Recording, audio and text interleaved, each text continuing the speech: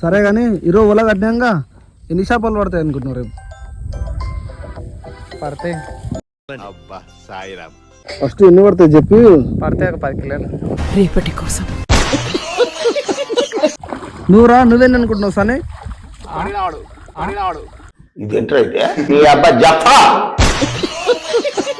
నువ్వు తాత ఏంది ఎన్ని చేపలు పడతాయి అనుకుంటున్నావు? 4 మాలు పోతాను ఇది కేవలం పొగరు. కొన్ని ఏరియాల్లో దీన్నే బల్బ్ అని కూడా అంటారు. ఎన్ని పడతాయి ఈరోజు ఓలా కట్టినాక? ఏవో పడతావో పడవు మరి. మా నిన్న కడితే ఇదివరకు ఒక్కడు పడలేదు. భగవంతుడా, అదే ప్రశ్న. నేనైతే ఒక 3 పడతాయి అనుకుంటున్నా, అంతకన్నా ఎక్కువ పడ. అది అవదమ్మా. మా ఊళ్ళో కష్టం దండగా వృధా కాకుండా 3 పడాలి. ప్రపంచం అంతా దొంగ నా కొడుకు, నిజంగా నాకు నీళ్ళు వస్తాయి.